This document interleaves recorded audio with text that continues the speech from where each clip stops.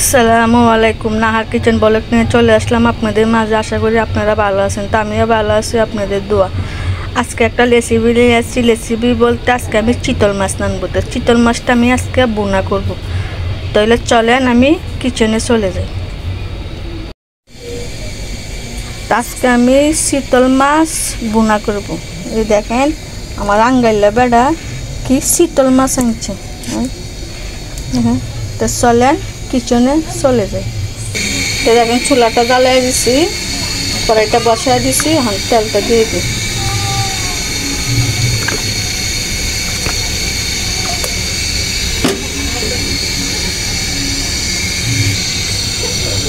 তো দেখেন টমেটোগুলো দিয়ে দেয়। টমেটোগুলো সিদ্ধ হয় না, খুব শক্ত, তো পেঁয়াজটা দিয়ে দিই।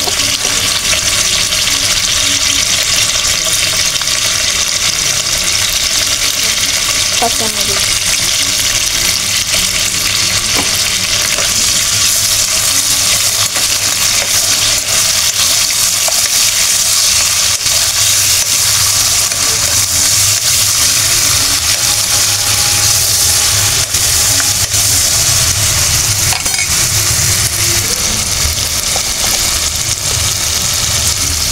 স্বাদ মতন লবণ,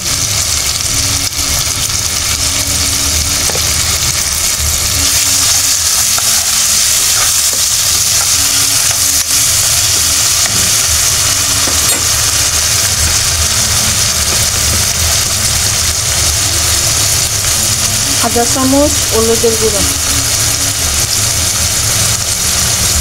আধা চামচ ধনিয়ার গুঁড়ো,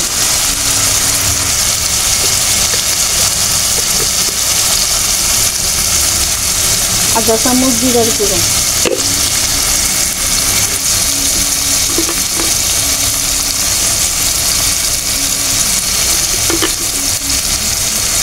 দেড় চামচ মরিচের গুঁড়ো,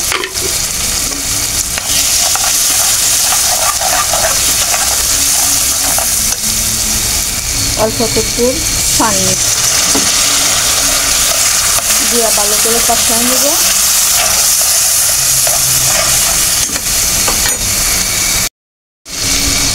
দেখেন আমি মশলাটা যেটা কষাই লাগছিলাম কষানি হয়ে গেছে। দেখেন আমি যে মাছগুলা কেটে লাগছি এই মাছগুলো দিয়ে দিই।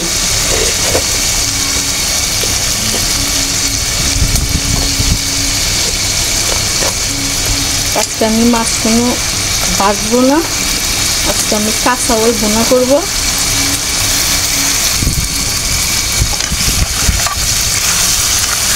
আজকে আমার ক্যামেরাম্যান নাই, ক্যামেরা ধরবারের মানুষ নাই, তার জন্য নিজের ভিডিও নিজেই করতেছি, একটু লড়াচড়া বেশি।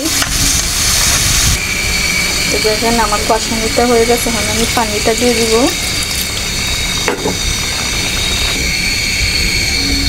দেখেন আমি পানিটা দিয়ে দিচ্ছি, এখন আমি এটা ভালো করে লাগিয়ে দিব। লাগিয়ে মানে কষানি তো শেষ, এখন লাড়াছাড়া না করলে তো মশলাগুলো ঢুকবে না।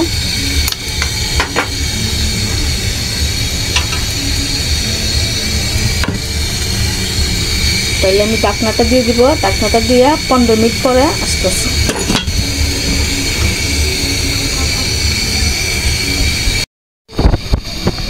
তো দেখেন বলছি 15 মিনিট পরে চলে আসছি আপনাদের মাঝে। দেখেন আমার তরকারিটা হয়ে গেছে, এখন আমি নামায় ফেলবো।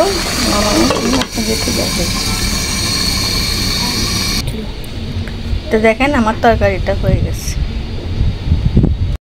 তো দেখেন আমার চিতল মাছটা রান্না হয়ে গেছে, মাশাআল্লাহ দেখেন কত সুন্দর হয়েছে। তো এরকম তাজা তাজা মাছ আমি আজকে বাছগুলা দিই না, আমি আজকে কাছে নিয়েছি। কাছে নানতে খুব মজা। আর চিতল মাছের রেসিপি আমি আপনাদেরকে আরেকটা দিব, এটা হচ্ছে তোমার কুরমা। তো কীরকম করে কুরমাটা নানতে এটা আমি আপনাকে মানে এক সময় করে আমি ভিডিওটা ছাড়বো।